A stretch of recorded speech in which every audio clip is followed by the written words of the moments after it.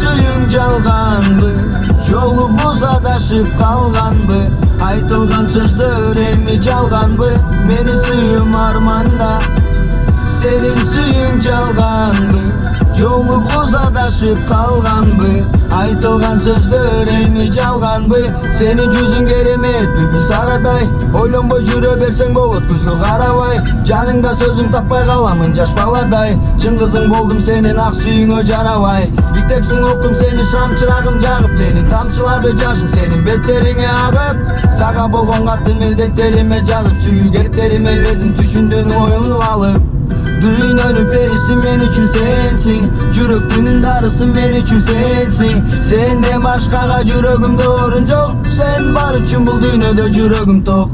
Менин сүйүм арманда, senin suyun жалганбы, жолубуз адашып калганбы, айтылган сөздөр эми жалганбы, менин сүйүм арманда. Senin suyun жалганбы, жолубуз адашып калганбы, айтылган сөздөр эми жалганбы. Ассаламу алейкум жигиттер, кандайсыңар? Канча болуп кетти, көптөн бери көрүшө элекпиз. И то мындай рекламный роликтерде анда санда бир көрүшүп калып атабыз. А так полноценный смена тартып, жумушка чыга элегиме, силер менен көрүшө элегиме бир 20 күндөй болуп кетти. 20 күн толук боло элек болушу мүмкүн, бирок бир 15 күндөн ашып калды. Анын барына эмне себеп? Анын барына машина себеп, машина бузулуп, андан кийин өзүм да бузулуп калдым. Ден соолукка байланыштуу.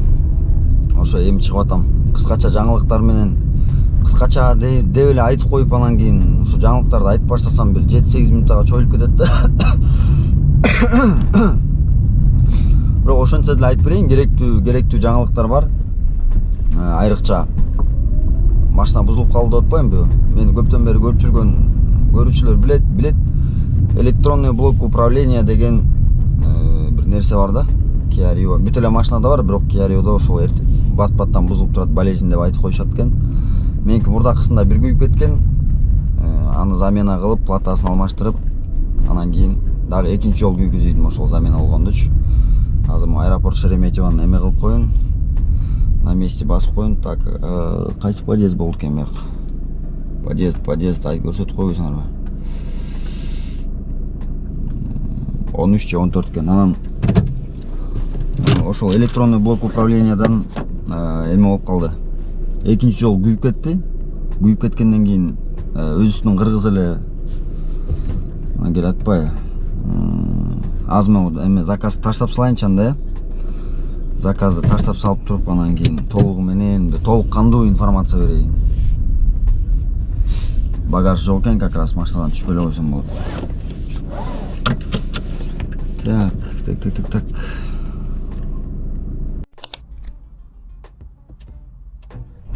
Тугандар, өзүңөр байкагандай, Jack G7 поликтерин карагалычы, прям чек-чекип салып коюшуптур. Анан жигиттер, арендага машина издеп аткан болсоңуздар, Таксопарк Libraдан Jack G7 тариф Комфорт Плюс, ошондой эле экономдан баштап Комфорт Плюска чейинки машиналар бар. Анан тугандар, эң кызыктуусу, Табелов деген промокодду колдонсоңор, ушул июлдун айына чейин Jack G7-дерди 2500 рубльден ала аласыңар. Таксопарк Libra телефон номерлерин алдына жазып коем, чалып сурап, байланышып, эң башкысы Табелов деген промокодду унутпагыла, 2500 рубльдан. Кеттик дальше.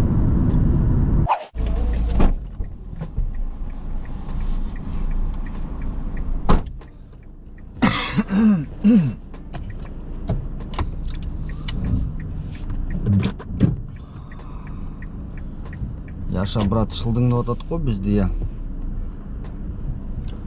1.69 коэффициент менен эме жактан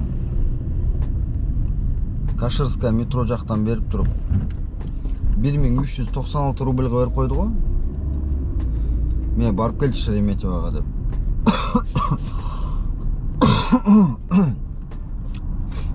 Жем 1400 эле жакшы ба, бирок 1.69 коэффициент эмес да. Мен просто 1.69 коэффициент менен берип атканынан алып уруп кеткенмин да Шереметьевагачы. Мейлим. Айла жок. жакта тургандан пайда жок.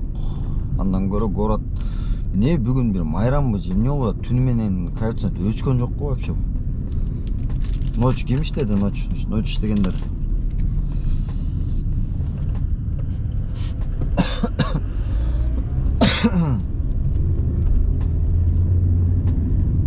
Бүгүнкү видеонун амбассадору Султанчай. Вау.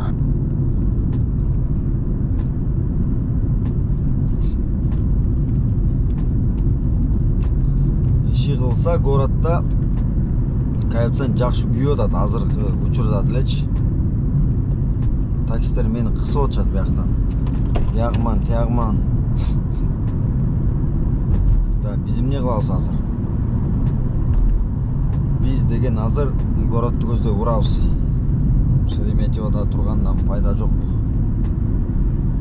Андан көрө азыр эме жакта, как раз Бойковская жакта нормальный коэффициент күйүп атыптыр. Андан ары Трёшканын жээги, юг жак вообще бешено күйүп атат.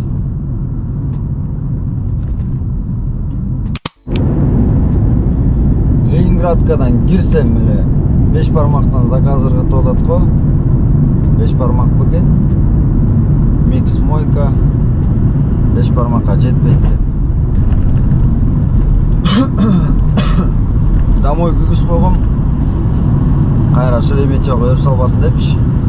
Шереметьевонун Ленинградкада ремонт баштап салышыптыр.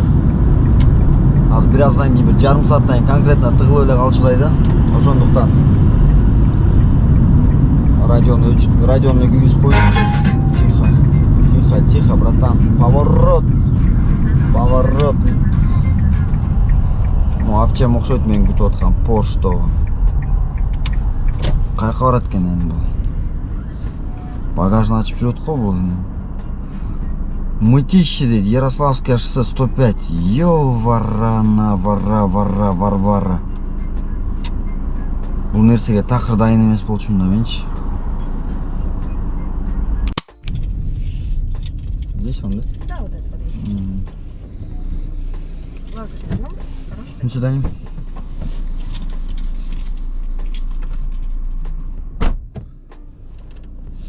Жыйырма 4 минута 668 рубль. Оюмду до конца айтып бүтөйүн десем эле бирдекелер чыгып калып атат, Ошондуктан жана башында айтып атпадым беле машинанын ремонту боюнчачы. Ошол боюнча айтып берейин эми. Ошо электрондук блок управления кайра күйүп кетип, ал эмнеге күйүп кетти экен деп мен деген машинаны мойкага кирип жууп атып, анан капотту ачканда баягы четтерине жалбырак салбырак чаң-паң болуп калат го. Ошондо мындай кылып бир сыра атып салгам да. Көрсө электронный блок управленияны баягы ремонттон жасатып атканда герметикке койбой эле эметип салыптыр, жаап салыштыр да. Герметик жок элечи. Ошонун себебинен ичине суу кирип, ичинен күйүп кетиптир. Анан кийин өз үстүнө кыргыз усталарга апаргам. Ошол жакта эле жасаганчы, мурдакы жасаткан жагым эле. Ал жакка апарып тапшырып бердим, машинаны берип ушундай десем алар чечип күйүп кетиптир, короче. Электронный блок жасагандарга жиберебиз деди. Хорошо деп жиберип машина 3 күн турду. Улам барып карап коем, эмне болуп атат, ответ келелек, тинтелек, аркы болуп атат, берки болуп атат. 4-күнү күнү уже өзүм барып эмете баштадым да, килигишипчи. Анан эптеп атып жанакы электронный блок жасаган байкенин номерин алып, ал жакка барсам, ал байка айтып атпайбы? Сен электронный блок управленияң жасалбаптыр депчи. Мурдакың алмашпаптыр деп, жөн эле микросхемаларын эле алмаштырып коюптур деп. Сөздүн кыскасы, мурдакы жасатып аткан ремонтто машина жасалбаптыр да. Жөн эле платаны алмаштырбай эле 1-2 микросхеманы алмаштырып эле менден почти 20 миңдей акчаны жөн эле кагып коюптур да. Анын баарын билип алып, анан кийин өзүм аралашып, ал 8-этажда машинаны буксир менен авиамоторун жака алып барып ошол жактан өзүм дальше жасытып алып андан ары кеттим да. Анан муну менен эмнени айткым келип атат? Муну менен баягы биз өзүбүздүкүлөр баягы кыргыздардыкын эчтеке кылбайт деп апарып машинаны талпак этип эле таштап коебуз.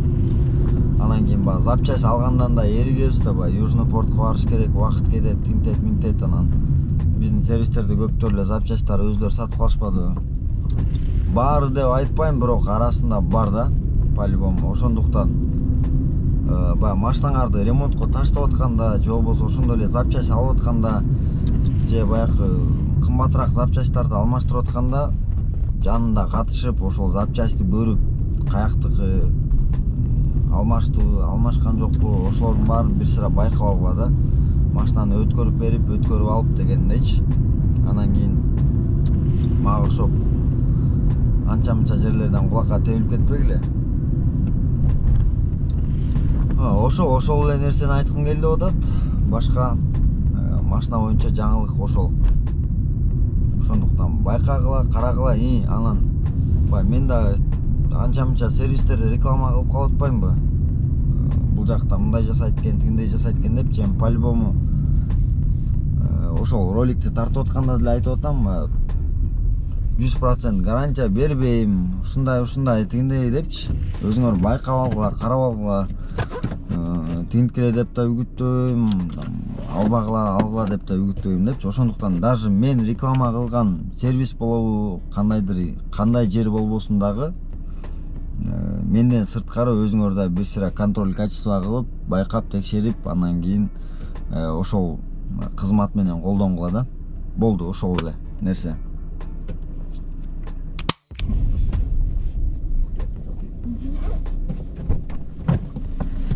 Да, пожалуйста.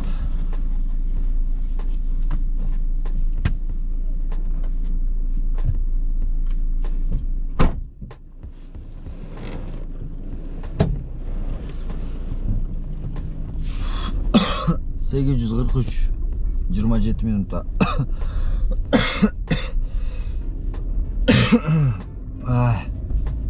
Saat 6:30 болду.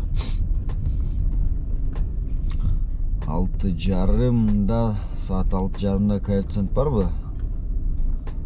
Коэффициент бар, бирок как обычно бир жер күйгөн, бир жерде жок.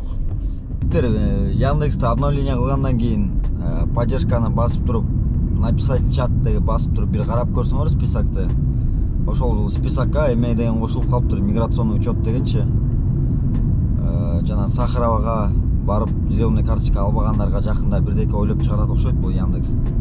Либо бир 10 күн берип, андан кийин блокировать эте баштайт.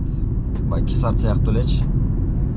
Анан айла жок, баарыбыз барып медосмотр өтпөгөндөр. Анан жанакы зеленый карточканы алат окшойбуз. Ошондуктан 100% гарантия бербейм, бирок ошонун акырындан баягы наплыв боло электе. Бирок Сахароваң постоянно эле наплыв болуш керек, ыктымар болчучу. Мен вообще бара элекмин, өтө элекмин эчтекесинен. Ошол жөнүндө маалыматыңар болсо жазып койгула.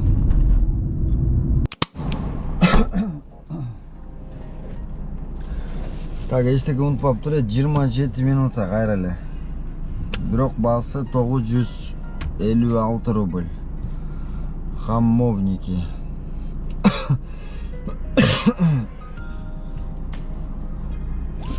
Айнек жаап койбойсузбу, мадам? Айнекти жаппай эле уруп кетти. Так, пробка канча балл болот? Пробка 1 балл дейт. Бүгүн вторник. 11 июль. А эмнеге мындай болуп атат? По идее, уже пробка болуш керек го. Бүгүн майрамбы же эмне? Что-то я не могу понять. Прям азыр текшерейинчи. Так, 11 июля праздник. Всемирный день шоколада дейт. Шоколаддын майрамы экен бүгүн. Так, 11 июля. Выходной.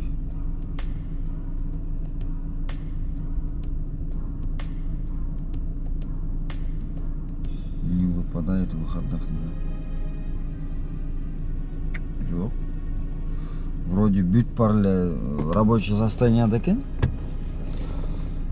7:30 1 балл пробка болбош керек да негизичи. Менин оюм боюнча.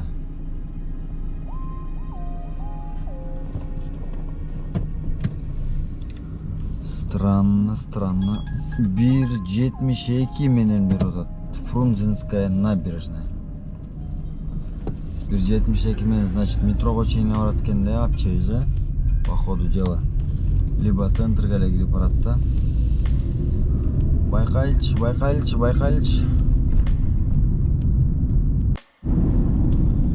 Жигиттер, паркка кошулганда унутпайбыз. Моментальный выплата бар күнү түнү. Заправка таксометра бар. Чыгылса айдоочуга керектүү нерсенин бардыгы бар. Процент 1,5, галочка барбы жокпу, сертификат барбы жокпу деп сурагандар, кызыккандар үчүн сертификат бар. Бирок ал негизи көп деле роль ойнобойт. Ошондуктан паркка кошулабыз. Жакын арада майда чүйдө бир розыгрыштар болот. Анан кийин августтун 10-ундан баштап 100 000 розыгрыш болот. Акчалай бир эле эмес болот, 100 000. Только тариф экономдордун арасынан. Мунусунда комфорт плюсту аралаштырбай эле чисто эконом турат да. Ошентип постепенно каждый тарифка отдельно кылып розыгрыш кылып турабыз. Ошондуктан төмөндөгү номерлерге жазабыз да, паркка кошулабыз дагы, чогуу иштейбиз. Анан кийин саат 8-ден 12 минут өттү. И баса жанакы 1-сентябрь келатат. Ар кем эмне жаңылык болуп атат, маалыматың барбы жокпу дегендер боюнча чынында кызыгып бир сайттарга кирип окуп эчтекесин карай элекмин. Силердей эле маалыматым жок эч кандай. 1-сентябрь келе берсин, болгон нерсени көрөбүз. Жасачу нерсеси болсо жасайбыз, справка алчу нерсеси болсо справканы алабыз. Ошол справканы дагы каяктан алышты мен пока билбейм. Анан кийин кандайдыр 100% бир такталган маалымат угуп калсам же болбосо билип калсам, албетте силер менен биринчилерден болуп бөлүшкөнгө аракет кылам. Андан кийин WhatsAppка дагы анда-санда мындай кайрылуулар түшүп калат. СТС'им таштап турайынчы, акча берип турчу карызга. Мындай болот эле, акча берип турчу. Мындай проблема болуп атат, жардам берип койчу. ДТП болуп калдым. Видеого чыгарып берип койчу, таксисттер жардам берип койсун дегендер боюнчачы. Туугандар, ушундай ДТП болуп, эми кырсык Кашкабактын ортосунда дейт. Анан кийин ошондой нерселерге чынында айтканда мындай видео тартып, элге кайрылып эмет бере албайм да, жаман көрбөгүлө. Ортого түшүп посредник болуп бирөөгө акча чогултуп, анан в основном жана ДТП болгондо эми эшиги кирип кетип, крылосу чийилип калып, мындай айтканда мелкий ДТПларда чечсе болот, жанталашып иштеп арка берке кылыпчы. Анан кийин колдон келишинче ошондой просьба менен кайрылгандар жаман көрмөй жок. Баягы элдерди көрүп жүрөбүз.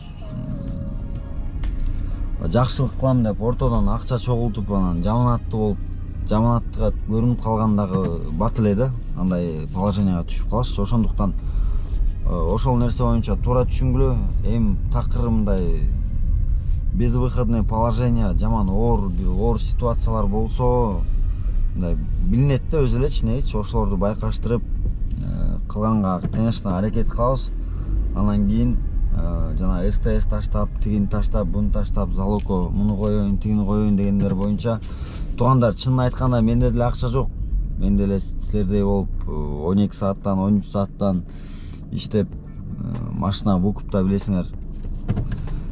Силер кандай жан баксаңар, мен деле ошондой жан багам. Анан баягы парк иштетет, акча бар, тияк бар депчи, парк иштетишти эле. Оңой нерсе эмес экен, аяктан деле акча оңой менен чыкпайт экен. Тыккан тыгы берет экенсиң, же Яндекс тойбойт да. Выплата аркасынан жетишпей калат. Бир аз акча алып койсоң, паркта иштеген водительдер акча чыгарса, аларга акча жетпей калышы мүмкүн. Ошондуктан Акча жагы боюнча чечиштик, ДТП боюнча чечиштик. Анан, конечно, ден соолукка байланыштуу кандайдыр ооруз сыркоолор менен ооруп калгандарга албетте буга чейин видеого тартып жардам берип аракет кылып келгенбиз. Дальше деле ошондой учурлар болсо, андай нерселерге да жардам берүүгө аракет кылабыз. Саат 8-ден 16 мүнөт өттү. Бүгүнкү күнгө жыйынтык 12-ге чейин 1284, 12-ден кийин 5263 рубль. Азырынча жанды кыйнабай эле мындай лайтовый режим менен иштеп атам.